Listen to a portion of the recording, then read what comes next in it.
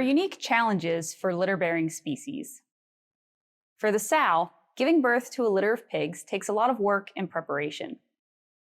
As pig farmers, having some background knowledge on gestation and farrowing preparation can help you monitor the farrowing process and assist the sow in caring for her piglets. Before farrowing starts, there are several milestones during the gestation of a litter that span from embryonic attachment to the farrowing itself. These milestones can have a great impact on how the litter grows in the long term. Here you can see that there are some specific milestones of pig development in the almost 4 months of gestation. Let's focus on the period of late gestation, from day 77 to farrowing. During this stage, most pig weight gain and mammary development happen. This period can have a big impact on piglet survival. Piglet weight in late gestation can also influence when a sow will farrow. Most sows will farrow between 110 and 117 days. However, weight of piglets and the number of piglets in the litter influence the timing, as sows with smaller litters tend to have larger piglets and also tend to give birth earlier, between 113 and 115 days. Additionally, the modern genetics of highly prolific sows tend to have larger litters with smaller pigs, and farrowing can be delayed from 115 to 120 days. Late gestation is also the time of mammary growth. During this time, the mammary gland will visually grow in size. Many people refer to this as bagging up. This period of bagging up is our sign that the time to farrow is approaching, so be on the lookout for certain changes in behavior.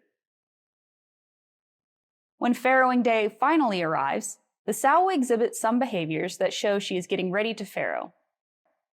These signs might include restlessness, such as frequent changes in position, nesting behavior, such as pawing the ground and rooting. Then, as contractions start, the sow's breathing will quicken, and muscle tremors are often observed in the flank or tail. Fluid will discharge and will often be observed from the vulva. Many of these signs will occur in just a couple of hours to minutes directly before farrowing begins, with little warning. Often these signs are also subtle and only noticeable by the experienced stock person.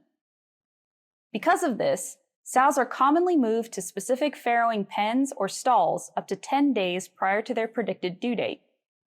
This allows for special care of the sows in the days leading up to farrowing, such as individual attention, a clean living space, and additional feed. Producers are then ready to assist when the sow does start to farrow. Farrowing begins with some biological communication between the sow and the piglets. Pressure and hormones from the piglets and the placenta tell the uterus that the maximum capacity has been reached, and it is time to bring the piglets into the world. The sow usually starts farrowing by lying down. Once lying down, contractions from the uterus and some pushing from the sow bring a piglet to the birth canal. One final push, and a very slippery pig will make its entrance into the world. In a smooth farrowing, the sow needs little help, and piglets arrive about every 15 to 30 minutes. However, things can go wrong, especially with gilts, or a young, first-time farrowing sow. Being present will help you catch any potential issues and allow you to step in when help is needed in the event of a dystocia, or a problem of offspring presentation in the birth canal, which causes delivery issues. In a normal presentation, the piglet will come out of the sow with front hooves or back hooves first. In this picture, we see a normal presentation of the piglet, with the front or back hooves aiming towards the vulva into a diving position. In an abnormal presentation, the piglet may have legs tucked, be sideways, or have their nose stuck behind the birth canal. Depending on the size of the piglets, abnormal presentations may cause dystocia or might have no impact on farrowing at all. This is why attendance on farrowing day is important. The sooner you can assist with the stuck pig, the less likely piglets are to die in the birth canal. Once the piglets arrive, it is necessary to turn your attention to them as soon as possible after birth. This is because piglets are born wet, hungry, and clumsy.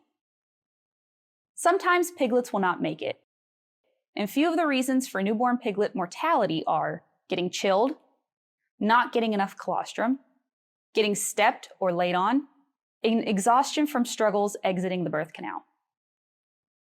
In these instances, those attending farrowing should be sure to dry piglets as soon as they are born. Use non-sow sources of heat, such as a heat lamp, a warming box, or a heated pad. Get every pig their share of the colostrum.